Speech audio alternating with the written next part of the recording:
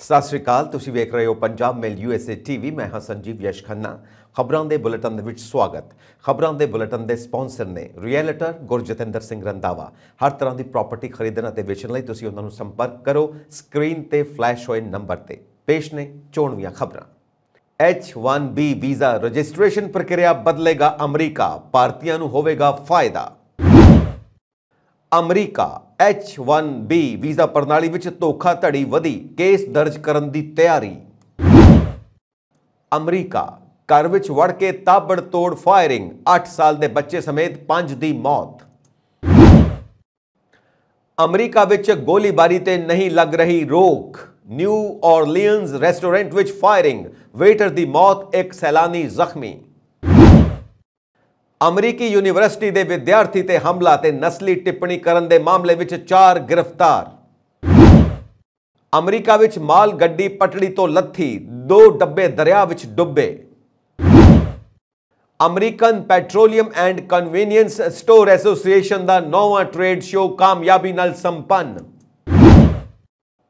America ਦੋਸ਼ੀ ਵਿਅਕਤੀ ਨੂੰ ਅਦਾਲਤ ਨੇ ਸੁਣਾਈ 240 ਸਾਲ ਦੀ ਜੇਲ੍ਹ ਦੀ ਸਜ਼ਾ। ਇਟਲੀ ਨੇ ਹਟਾਇਆ ਚੈਟ GPT ਤੋਂ ਬੈਨ, ਕੰਪਨੀ ਨੂੰ ਮੰਨਣੀ ਪਈ ਅਥਾਰਟੀ ਦੀ ਗੱਲ। ਰਿਸ਼ੀ ਸੁਨਕ ਦੀ ਸੱਸ ਨੇ ਕਿਹਾ, ਮੇਰੀ ਧੀ ਨੇ ਪਤੀ ਨੂੰ ਬਣਾਇਆ PM। ਟਿਊਨੀਸ਼ੀਆ ਦੇ ਤੱਟ ਤੋਂ 2 ਹਫ਼ਤਿਆਂ ਵਿੱਚ ਮਿਲੀਆਂ 210 ਪ੍ਰਵਾਸੀਆਂ ਦੀਆਂ ਲਾਸ਼ਾਂ। ਸੁਡਾਨ ਸੰਘਰਸ਼ ਵਿੱਚ ਮਰਨ ਵਾਲਿਆਂ ਦੀ ਗਿਣਤੀ 400 ਤੋਂ ਪਾਰ, 2000 ਤੋਂ ਵੱਧ ਜ਼ਖਮੀ। ਭਾਰਤੀ ਹਵਾਈ ਫੌਜ ਨੇ ਸੁਡਾਨ ਤੋਂ 121 ਲੋਕਾਂ ਨੂੰ ਕੱਢਿਆ, 392 ਭਾਰਤੀਆਂ ਦਾ ਇੱਕ ਹੋਰ ਜੱਥਾ ਦੇਸ਼ ਪਰਤਿਆ। ਪਾਕਿਸਤਾਨ ਨੇ ਫਿਰ ਅਲਾਪਿਆ ਕਸ਼ਮੀਰ ਰਾਗ, ਭਾਰਤ ਨੂੰ ਦੇ ਰਿਹਾ ਗਿੱਦੜ ਭਪਕੀ। ਹਿੰਦ ਮਹਾਸਾਗਰ ਖੇਤਰ ਵਿੱਚ ਚੀਨੀ ਜਹਾਜ਼ਾਂ ਦੀ ਭਾਰੀ ਮੌਜੂਦਗੀ, ਭਾਰਤ ਰੱਖ ਰਿਹਾ ਹੈ ਤਿੱਖੀ ਨਜ਼ਰ। ਕੌਮੀ ਪਾਰਟੀ ਬਣਨ ਪਿੱਛੋਂ ਆਪ ਵਿੱਚ ਕਾਂਗਰਸ ਤੇ ਭਾਜਪਾ ਚੋਂ ਆਉਣ ਵਾਲੇ ਆਗੂਆਂ ਦੀ ਗਿਣਤੀ ਵਧੀ। ਹੁਣ ਖਬਰਾਂ ਵਿਸਥਾਰ ਦੇ ਵਿੱਚ।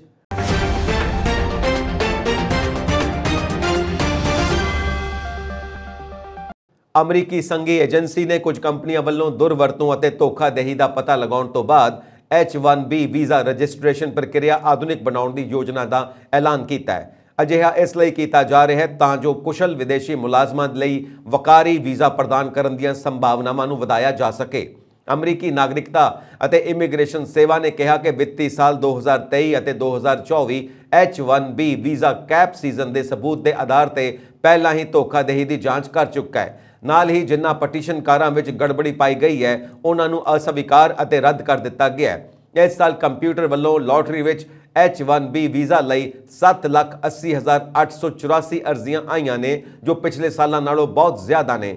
ਅਮਰੀਕਾ ਵਿੱਚ H1B ਵੀਜ਼ਾ ਬਿਨੇਕਾਰਾਂ ਦੀ ਸਫਲਤਾਪੂਰਵਕ ਚੋਣ ਕਰਨ ਲਈ ਤਿਆਰ ਕੀਤੀ ਗਈ ਕੰਪਿਊਟਰਾਈਜ਼ਡ ਪ੍ਰਣਾਲੀ ਦਾ ਹਰ ਸਾਲ ਦੁਰਵਿਵਹਾਰ ਕੀਤਾ ਗਿਆ ਹੈ ਅਤੇ ਧੋਖਾਧੜੀ ਦੀਆਂ ਕੋਸ਼ਿਸ਼ਾਂ ਵਿੱਚ ਤੇਜ਼ੀ ਨਾਲ ਵਾਧਾ ਹੋਇਆ ਹੈ। H1B ਵੀਜ਼ਾ ਦੇਣ ਵਾਲੀ ਏਜੰਸੀ USCIS ਨੇ ਕਿਹਾ ਕਿ ਅਪਰਾਧਿਕ ਮੁਕੱਦਮੇ ਲਈ ਕਾਨੂੰਨ ਲਾਗੂ ਕਰਨ ਵਾਲੇ ਹਵਾਲੇ ਸ਼ੁਰੂ ਕੀਤੇ ਜਾਣ ਦੀ ਪ੍ਰਕਿਰਿਆ ਵਿੱਚ ਨੇ। ਇਹ ਪਤਾ ਲੱਗਾ ਕਿ ਕੁਝ ਕੰਪਨੀਆਂ ਵੀਜ਼ਾ ਜਿੱਤਣ ਲਈ ਸੰਭਾਵਨਾਵਾਂ ਨੂੰ ਨਕਲੀ ਤੌਰ ਤੇ ਵਧਾਉਣ ਦੇ ਟੀਚੇ ਨਾਲ ਲਾਟਰੀ ਵਿੱਚ ਇੱਕੋ ਬਿਨੇਕਾਰ ਨੂੰ ਕਈ ਵਾਰ ਦਾਖਲ ਕਰਨ ਲਈ ਜ਼ਿੰਮੇਵਾਰ ਨੇ। ਇਹ ਸਕੀਮ ਕੰਪਿਊਟਰਾਈਜ਼ਡ ਡਰਾਫਟਿੰਗ ਵਿੱਚ ਹੁਨਰਮੰਦ ਵਿਦੇਸ਼ੀ ਕਾਮਿਆਂ ਲਈ H1B ਪ੍ਰਾਪਤ ਕਰਨ ਦੀਆਂ ਸੰਭਾਵਨਾਵਾਂ ਨੂੰ ਵਧਾਏਗੀ। ਇੱਕ ਹੋਰ ਗੈਰ ਪ੍ਰਵਾਸੀ ਵੀਜ਼ਾ ਹੈ ਜੋ ਅਮਰੀਕੀ ਕੰਪਨੀਆਂ ਨੂੰ ਵਿਸ਼ੇਸ਼ ਕਿੱਤਿਆਂ ਵਿੱਚ ਵਿਦੇਸ਼ੀ ਕਾਮਿਆਂ ਨੂੰ ਨਿਯੁਕਤ ਕਰਨ ਦੀ ਇਜਾਜ਼ਤ ਦਿੰਦਾ ਹੈ ਜਿਨ੍ਹਾਂ ਲਈ ਸਿਧਾਂਤਕ ਜਾਂ ਤਕਨੀਕੀ ਮੁਹਾਰਤ ਦੀ ਲੋੜ ਹੁੰਦੀ ਹੈ। ਟੈਕਨੋਲੋਜੀ ਕੰਪਨੀਆਂ ਭਾਰਤ ਅਤੇ ਚੀਨ ਵਰਗੇ ਦੇਸ਼ਾਂ ਤੋਂ ਹਰ ਸਾਲ ਹਜ਼ਾਰਾਂ ਕਰਮਚਾਰੀਆਂ ਨੂੰ ਨੌਕਰੀ ਤੇ ਰੱਖਣ ਲਈ ਇਸ ਤੇ ਨਿਰਭਰ ਕਰਦੀਆਂ ਨੇ। USCIS ਨੇ ਕਿਹਾ ਕਿ H1B ਵੀਜ਼ਾ ਪ੍ਰੋਗਰਾਮ ਸਾਡੇ ਦੇਸ਼ ਦੀ ਇਮੀਗ੍ਰੇਸ਼ਨ ਪ੍ਰਣਾਲੀ ਅਤੇ ਸਾਡੀ ਆਰਥਿਕਤਾ ਦਾ ਜ਼ਰੂਰੀ ਹਿੱਸਾ ਹੈ। ਅਸੀਂ ਕਾਨੂੰਨ ਨੂੰ ਲਾਗੂ ਕਰਨ ਅਤੇ ਅਮਰੀਕੀ ਲੇਬਰ ਮਾਰਕੀਟ ਦੀਆਂ ਲਗਾਤਾਰ ਬਦਲਦੀਆਂ ਲੋੜਾਂ ਨੂੰ ਪੂਰਾ ਕਰਨ ਲਈ ਮਦਦ ਕਰਨ ਲਈ ਵਚਨਬੱਧ ਹਾਂ। ਅਸੀਂ ਆਉਣ ਵਾਲੇ H1B ਆਧੁਨਿਕੀਕਰਨ ਦੇ ਕੰਮ ਕਰ ਰਹੇ ਹਾਂ ਜਿਸ ਨਾਲ ਵੀਜ਼ਾ ਰਜਿਸਟ੍ਰੇਸ਼ਨ ਪ੍ਰਣਾਲੀ ਵਿੱਚ ਦੁਰਵਿਵਹਾਰ ਦੀ ਸੰਭਾਵਨਾ ਘਟ ਜਾਵੇਗੀ। ਅਮਰੀਕਾ ਵਿੱਚ ਹਰ ਸਾਲ H1B ਬਿਨੇਕਾਰਾਂ ਦੀ ਸਫਲਤਾਪੂਰਵਕ ਚੋਣ ਕਰਨ ਲਈ ਤਿਆਰ ਕੀਤੀ ਗਈ ਕੰਪਿਊਟਰਾਈਜ਼ਡ ਪ੍ਰਣਾਲੀ ਦੀ ਦੁਰਵਰਤੋਂ ਕੀਤੀ ਗਈ ਹੈ ਅਤੇ ਧੋਖਾਧੜੀ ਦੀਆਂ ਕੋਸ਼ਿਸ਼ਾਂ ਵਿੱਚ ਵਾਧਾ ਦਰਜ ਕੀਤਾ ਗਿਆ ਹੈ। ਸੰਘੀ ਏਜੰਸੀ ਨੇ ਇਹ ਜਾਣਕਾਰੀ ਦਿੱਤੀ। H-1B ਵੀਜ਼ਾ ਅਮਰੀਕੀ ਮਾਲਕਾਂ ਨੂੰ ਕੁਝ ਕਿੱਤਿਆਂ ਵਿੱਚ ਵਿਦੇਸ਼ੀ ਕਾਮਿਆਂ ਨੂੰ ਨੌਕਰੀ ਤੇ ਰੱਖਣ ਦੀ ਇਜਾਜ਼ਤ ਦਿੰਦਾ ਹੈ। US citizenship and immigration services ਨੇ ਇਹ ਬਿਆਨ ਦਿੱਤਾ ਕਿ ਉਸ ਨੇ ਵਿੱਤੀ ਸਾਲ 2023 ਅਤੇ ਵਿੱਤੀ ਸਾਲ 2024 ਵਿੱਚ ਮਿਲੇ ਸਬੂਤਾਂ ਦੇ ਆਧਾਰ ਤੇ ਵਿਆਪਕ ਧੋਖਾਧੜੀ ਦੀ ਜਾਂਚ ਕੀਤੀ। ਉਹ ਅਪਰਾਧਿਕ ਮੁਕੱਦਮੇ ਦੀ ਕਾਰਵਾਈ ਸ਼ੁਰੂ ਕਰਨ ਦੀ ਤਿਆਰੀ ਵਿੱਚ ਨੇ।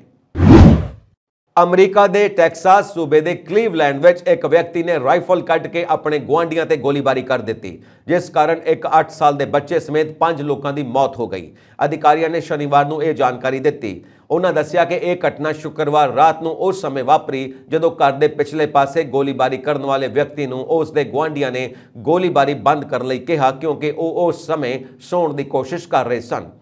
ਸੈਨ ਜੈਕਿੰਟੋ ਕਾਉਂਟੀ ਦੇ ਸ਼ੈਰਿਫ ਗ੍ਰੇਗ ਕੈਪਰਸ ਨੇ ਕਿਹਾ ਕਿ ਹਿਊਸਟਨ ਤੋਂ ਲਗਭਗ 72 ਕਿਲੋਮੀਟਰ ਉੱਤਰ ਵਿੱਚ ਕਲੀਵਲੈਂਡ ਸ਼ਹਿਰ ਵਿੱਚ ਗੋਲੀਬਾਰੀ ਤੋਂ ਬਾਅਦ ਅਧਿਕਾਰੀ 39 ਸਾਲਾ ਸ਼ੱਕੀ ਦੀ ਭਾਲ ਕਰ ਰਹੇ ਨੇ। ਉਹਨਾਂ ਕਿਹਾ ਕਿ ਸ਼ੱਕੀ ਨੇ ਗੋਲੀਬਾਰੀ ਵਿੱਚ AR ਰਾਈਫਲ ਦੀ ਵਰਤੋਂ ਕੀਤੀ।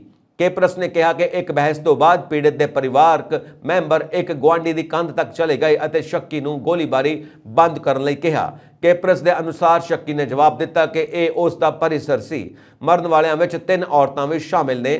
ਕੈਪਰਸ ਨੇ ਕਿਹਾ ਕਿ ਮਰਨ ਵਾਲਿਆਂ ਦੀ ਉਮਰ 8 ਤੋਂ ਲੈ ਕੇ 40 ਸਾਲ ਤੱਕ ਦੀ ਸੀ। ਸਾਰੇ ਮ੍ਰਿਤਕ ਹੋਂਡੁਰਸ ਦੇ ਨਾਗਰਿਕ ਸਨ। ਅਮਰੀਕਾ ਵਿੱਚ ਗੋਲੀਬਾਰੀ ਦੀਆਂ ਘਟਨਾਵਾਂ ਰੁਕਣ ਦਾ ਨਾਂ ਨਹੀਂ ਲੈ ਰਹੀਆਂ। ਪਿਛਲੇ ਕੁਝ ਦਿਨਾਂ ਵਿੱਚ ਕਈ ਥਾਵਾਂ ਤੇ ਗੋਲੀਬਾਰੀ ਦੀਆਂ ਖਬਰਾਂ ਸਾਹਮਣੇ ਆਈਆਂ ਨੇ। ਅਮਰੀਕਾ ਦੇ ਨਿਊ ਔਰਲੀਨਜ਼ ਸ਼ਹਿਰ ਵਿੱਚ ਸ਼ੁੱਕਰਵਾਰ ਨੂੰ ਇੱਕ ਰੈਸਟੋਰੈਂਟ ਦੇ ਬਾਹਰ ਇੱਕ ਹੋਈ ਗੋਲੀਬਾਰੀ ਦੀ ਘਟਨਾ ਵਿੱਚ ਕਰਮਚਾਰੀ ਦੀ ਮੌਤ ਹੋ ਗਈ। ਜੈਜ਼ ਅਤੇ ਹੈਰੀਟੇਜ ਫੈਸਟੀਵਲ ਲਈ ਸ਼ਿਕਾਗੋ ਤੋਂ ਆਇਆ ਇੱਕ ਸੈਲਾਨੀ ਗੋਲੀਬਾਰੀ ਵਿੱਚ ਜ਼ਖਮੀ ਹੋ ਗਿਆ। ਨਿਊ ਔਰਲੀਨਜ਼ ਦੀ ਪੁਲਿਸ ਸੁਪਰਡੈਂਟ ਮਿਸ਼ੇਲ ਵੈਡਫੋਰਕ ਨੇ ਸ਼ਨੀਵਾਰ ਨੂੰ ਇਹ ਜਾਣਕਾਰੀ ਦਿੱਤੀ। ਉਸ ਨੇ ਪੱਤਰਕਾਰਾਂ ਨੂੰ ਦੱਸਿਆ ਕਿ ਗੋਲੀਬਾਰੀ ਨਿਊ ਔਰਲੀਨਜ਼ ਦੇ ਮਿਡ ਸਿਟੀ ਇਲਾਕੇ ਵਿੱਚ ਮਦੀਨਾ ਰੈਸਟੋਰੈਂਟ ਦੇ ਬਾਹਰ ਹੋਈ ਹੈ। ਉਸ ਨੇ ਗੋਲੀਬਾਰੀ ਵਿੱਚ ਸ਼ਾਮਿਲ ਕਿਸੇ ਸ਼ੱਕੀ ਦਾ ਨਾਂ ਨਹੀਂ ਦੱਸਿਆ।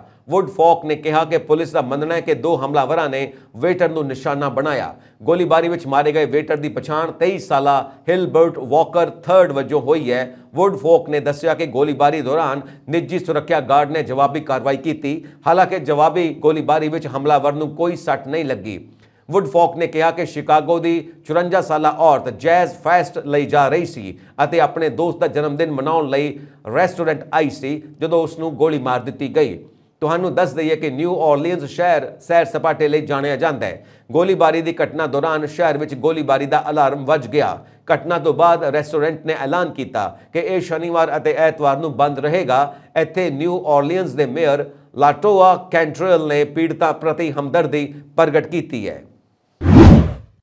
ਅਮਰੀਕਾ ਦੇ ਪੈਂਸਿਲਵੇਨੀਆ ਰਾਜ ਵਿੱਚ ਸਥਿਤ ਲੇਹਾਈ ਯੂਨੀਵਰਸਿਟੀ ਦੇ ਇੱਕ ਕਾਲੇ ਵਿਦਿਆਰਥੀ ਤੇ ਕਥਿਤ ਤੌਰ ਤੇ ਹਮਲਾ ਕਰਨ ਤੇ ਨਸਲੀ ਟਿੱਪਣੀਆਂ ਕਰਨ ਦੇ ਮਾਮਲੇ ਵਿੱਚ 4 ਵਿਅਕਤੀਆਂ ਨੂੰ ਗ੍ਰਿਫਤਾਰ ਕਰਨ ਦੀ ਰਿਪੋਰਟ ਹੈ। ਨਾਰਥਹੈਂਪਟਨ ਕਾਉਂਟੀ ਡਿਸਟ੍ਰਿਕਟ ਅਟਾਰਨੀ ਦੇ ਦਫ਼ਤਰ ਅਨੁਸਾਰ ਗ੍ਰਿਫਤਾਰ ਵਿਅਕਤੀਆਂ ਵਿੱਚ ਬ੍ਰੈਡਨ ਜੋਹਨ ਉਮਰ 22 ਸਾਲ, ਮਿਸ਼ੈਲ ਰੋਸਟਾ ਉਮਰ 21 ਸਾਲ, ਨਾਬਿਲ ਜ਼ਮੀਲ ਉਮਰ 22 ਸਾਲ ਤੇ ਕੈਮਰਨ ਗ੍ਰਾਫ ਉਮਰ 22 ਸਾਲ ਸ਼ਾਮਿਲ ਨੇ।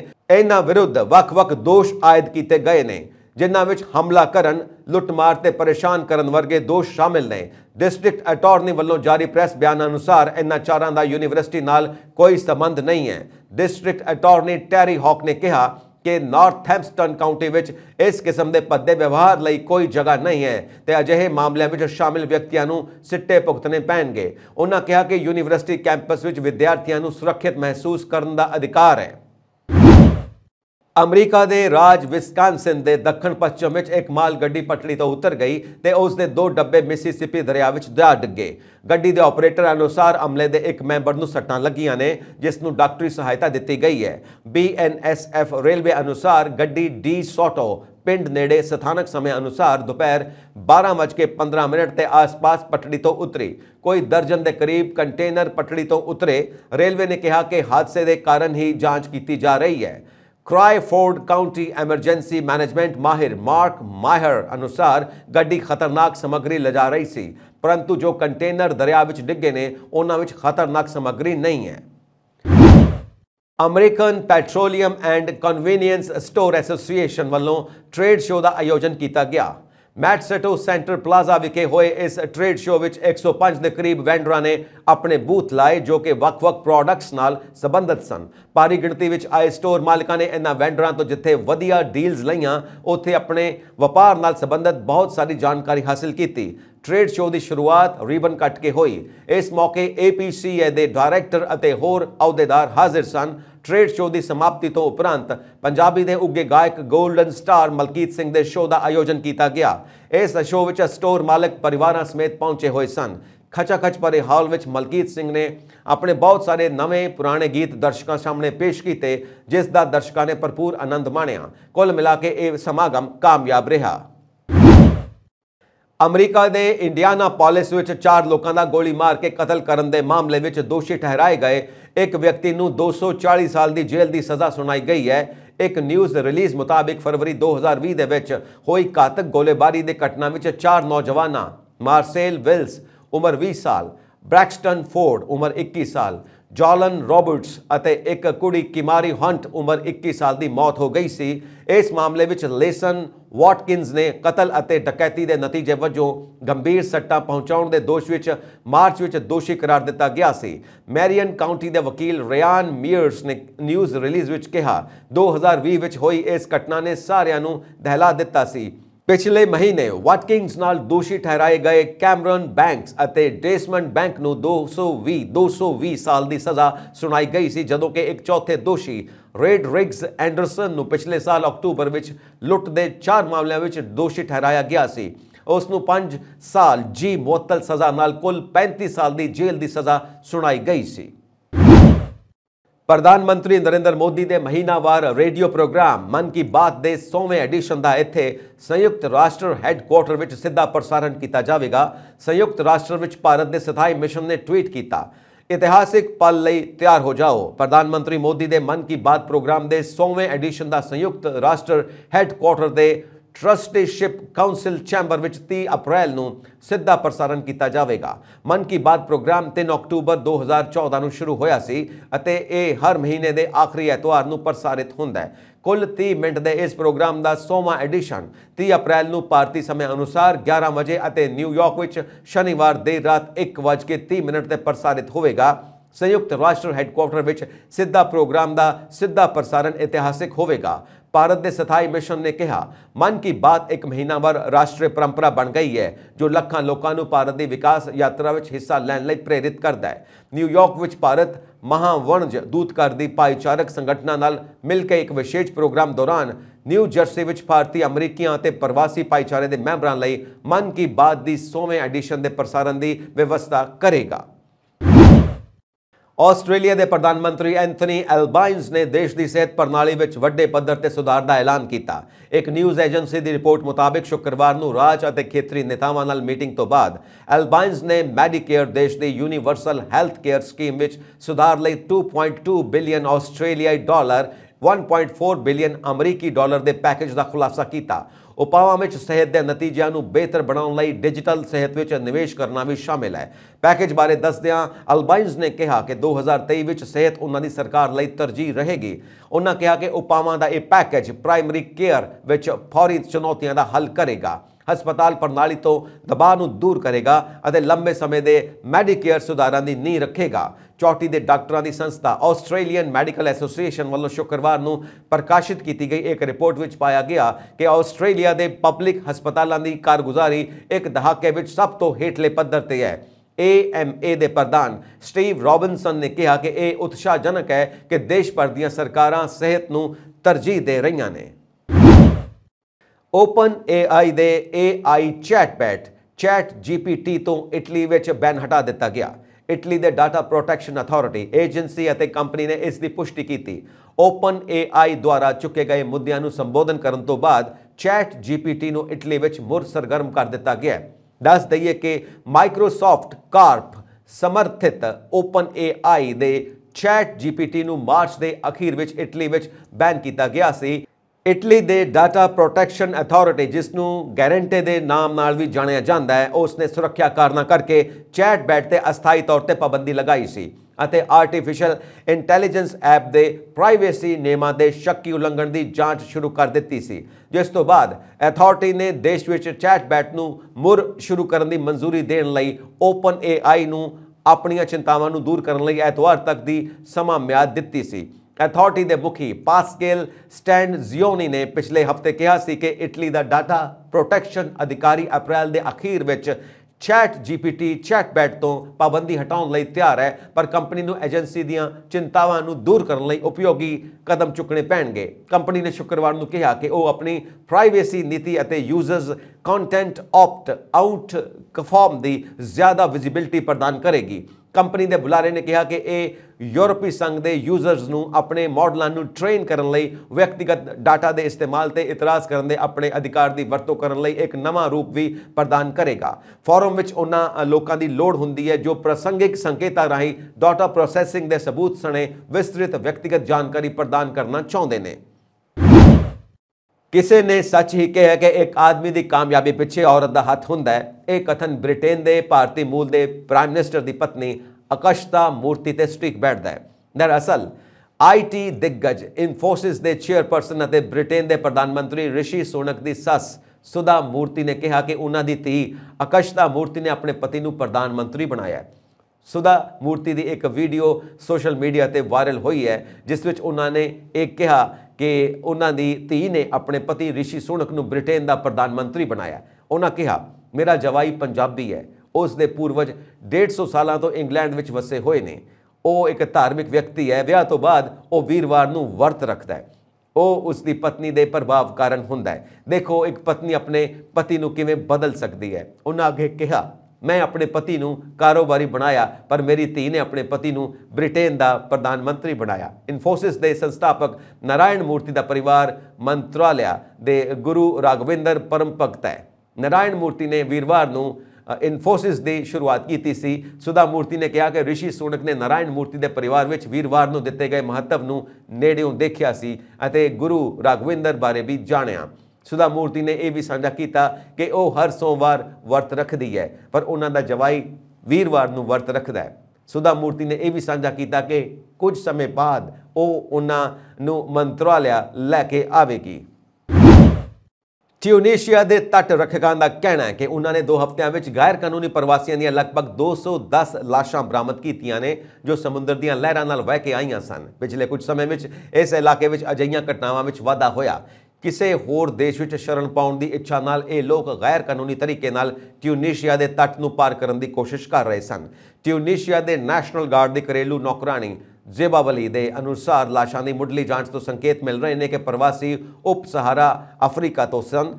ਤੱਟ ਤੋਂ ਬਰਾਮਦ ਹੋਈਆਂ ਲਾਸ਼ਾਂ ਦਾ ਐਲਾਨ ਸ਼ੁੱਕਰਵਾਰ ਨੂੰ ਕੀਤਾ ਗਿਆ। ਸੁਡਾਨ ਦੇ 2 ਚੋਟੀ ਦੇ ਜਨਰਲਾਂ ਵਿਚਾਲੇ ਜੰਗਬੰਦੀ ਦੇ ਬਾਵਜੂਦ ਸ਼ਨੀਵਾਰ ਨੂੰ ਦੇਸ਼ ਦੀ ਰਾਜਧਾਨੀ ਖਾਰਟੂਮ ਦੇ ਕੁਝ ਹਿੱਸਿਆਂ ਵਿੱਚ ਗੋਲੀਬਾਰੀ ਜਾਰੀ ਰਹੀ। ਇਹ ਜਾਣਕਾਰੀ ਇਲਾਕਾ ਨਿਵਾਸੀਆਂ ਨੇ ਦਿੱਤੀ। ਦੇਸ਼ ਦੇ 2 ਜਰਨੈਲਾਂ ਦਰਮਿਆਨ ਸੱਤਾ ਸੰਘਰਸ਼ ਵਿੱਚ ਸੈਂਕੜੇ ਲੋਕ ਮਾਰੇ ਜਾ ਚੁੱਕੇ ਨੇ ਅਤੇ ਹਜ਼ਾਰਾਂ ਨੂੰ ਆਪਣੀ ਜਾਨ ਬਚਾ ਕੇ ਭੱਜਣਾ ਪਿਆ। ਸੁਡਾਨ ਦੇ ਡਾਕਟਰਾਂ ਦੀ ਸਿੰਡੀਕੇਟ ਅਨੁਸਾਰ ਸ਼ਨੀਵਾਰ ਨੂੰ ਨਾਗਰਿਕਾਂ ਦੀ ਮੌਤ ਦੀ ਗਿਣਤੀ 411 ਹੋ ਗਈ।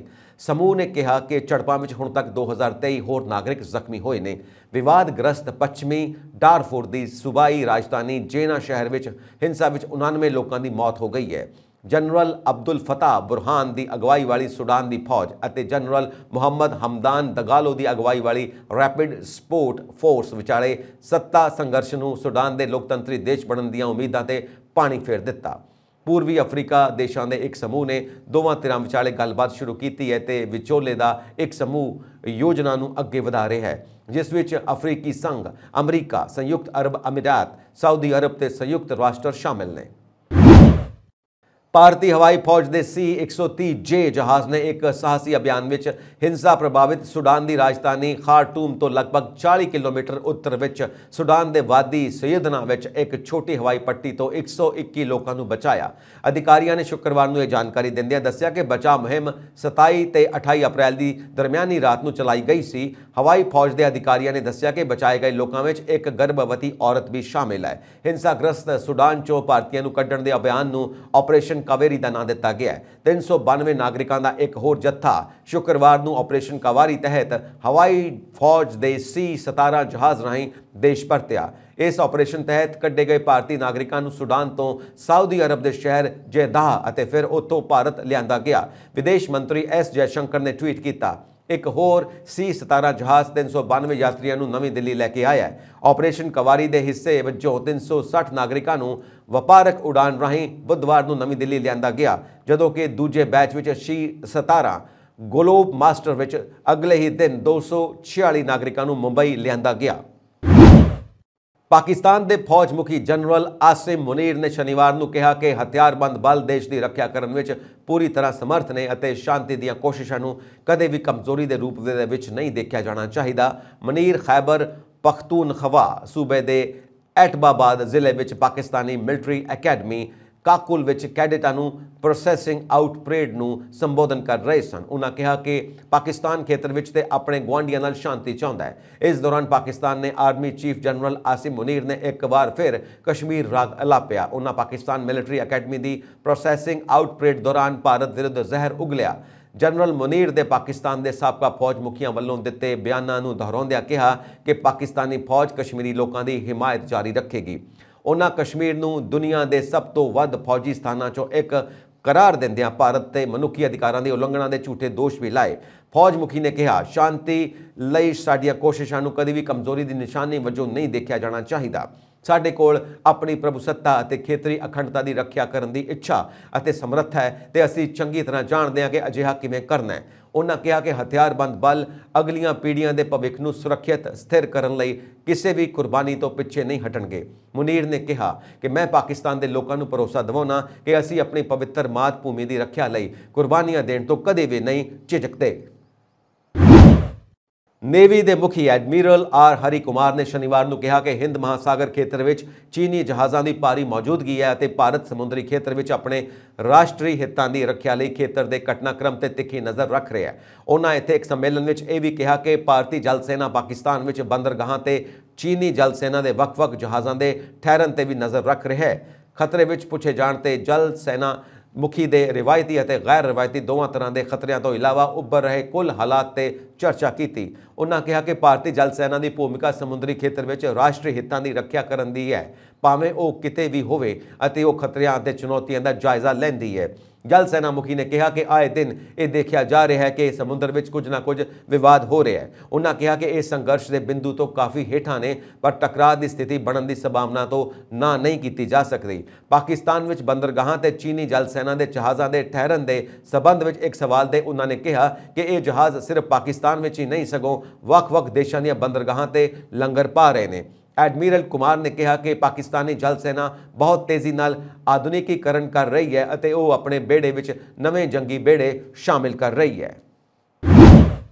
ਪੰਜਾਬ ਦੇ ਵਿੱਤ ਮੰਤਰੀ ਹਰਪਾਲ ਸਿੰਘ ਚੀਮਾ ਨੇ ਵਿਰੋਧੀ ਪਾਰਟੀਆਂ ਤੇ ਸਿਆਸੀ ਹਮਲੇ ਤੇਜ਼ ਕਰਦੇ ਹੋਏ ਕਿਹਾ ਕਿ ਜਲੰਧਰ ਲੋਕ ਸਭਾ ਸੀਟ ਦੀ ਜ਼ਿਮਨੀ ਚੋਣ ਪੂਰੀ ਤਰ੍ਹਾਂ ਨਿਰਪੱਖ ਢੰਗ ਨਾਲ ਹੋ ਰਹੀ ਹੈ ਅਤੇ ਕਾਂਗਰਸ ਹੁਣ ਦੂਜੇ ਸਥਾਨ ਲਈ ਚੋਣ ਲੜ ਰਹੀ ਹੈ, ਜਦੋਂ ਕਿ ਭਾਜਪਾ ਅਤੇ ਅਕਾਲੀ ਦਲ ਕਾਫੀ ਪਿੱਛੇ ਰਹਿ ਗਏ ਨੇ।